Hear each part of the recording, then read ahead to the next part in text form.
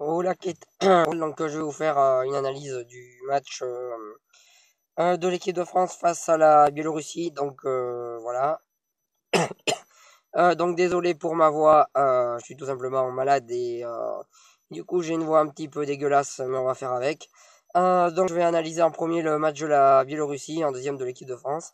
Donc le match a été gagné 1-0 par l'équipe de France. Donc le match de la Biélorussie en défense, ils ont été bons, ils ont tenu durant tout le match. Ils ont résisté à toutes les attaques de l'équipe de France. Ils ont su tenir à cette équipe de France pendant tout le match, même s'ils ont concédé. Ils ont été très forts. Ils ont été très forts défensivement. Au milieu, ils ont aussi bien défendu. Et ils ont été assez forts donc défensivement. Ensuite, offensivement, ça a été vraiment très faible.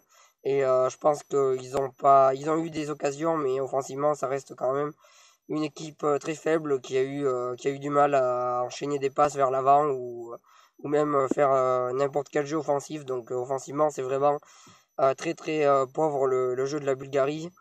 Mais défensivement, c'était intéressant. Voilà.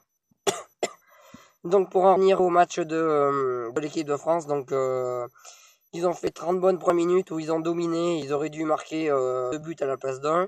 Ils ont raté beaucoup d'occasions, mais ils avaient très bien entamé le match, ils avaient commencé à bien jouer et à faire du beau jeu. C'était intéressant au début du match, l'équipe de France. Ensuite, dès que N'Golo Kanté s'est blessé, au bout de 30 minutes, alors qu'il faisait un bon match et que c'était en grande partie grâce à lui qu'il y avait des attaques, vu que c'est lui qui allait chercher les balles au milieu et les emmener devant. Donc dès qu'il s'est blessé, l'équipe de France a commencé à reculer, et son absence a énormément compté dans ce match-là. Vu qu'il est sorti, l'équipe de France a commencé à devenir très moyenne. Voilà sur ça. L'équipe de France défensivement a quand même tenu. Que ce soit Umtiti ou One. Lloris, j'ai quand même envie de dire qu'il a loupé toutes ses relances au pied et que c'est quand même inquiétant qu'on a un gardien de but qui est pas capable de faire une relance au pied normalement. C'est quand même triste d'avoir un gardien de but qui est à ce point-là, en difficulté sur les relances. Voilà. Ensuite, Lucas Digne a fait un très bon match, il s'est battu, il a vraiment tout donné, il a prouvé qu'à l'heure actuelle c'était lui le deuxième meilleur latéral gauche français derrière Mendy, il a vraiment fait un bon match, il a vraiment tout donné en tout cas il m'a surpris, c'est vraiment lui la bonne surprise d'hier soir. Voilà sur ça. Ensuite Sidibé, j'ai pas grand chose à dire dessus. Kanté, je pensais. Ensuite, Rabiot, il a fait une entrée catastrophique, il a servi à rien. Voilà, il est passé complètement à côté de son match pendant 60 minutes. Match totalement raté de la part de Rabiot et c'est franchement très moyen sa prestation. Et honnêtement, je l'ai trouvé d'un faible niveau. Voilà sur ça. Donc ensuite, Matuidi a fait un très bon match. Il a marqué son but. Il a vraiment tout donné. Il a vraiment emmené la France vers l'avant. C'est vraiment lui qui a guidé l'équipe de France hier. C'est lui qui a marqué le but. C'est lui qui a tout donné au milieu. Autant en défense qu'en attaque. Il a vraiment fait un bon match. Grosse performance de Matuidi. Ensuite Tolisso, j'ai pas grand chose à dire dessus. Et le trio offensif, ça n'a pas été terrible. On a Griezmann qui est venu défendre et qui a porté défensivement. Offensivement, il a rien fait. Mbappé, il a rien fait offensivement. On lui a certes pas donné les bons ballons, mais quand il a eu des ballons, il a rien fait non plus. Match très décevant de la part de Mbappé.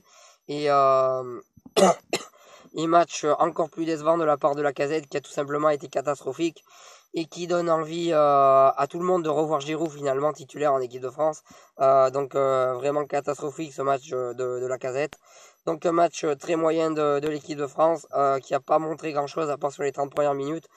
Mais malgré ça, ils ont gagné, c'est le principal. Ils ont pris les 3 points, ils sont premiers de la poule. et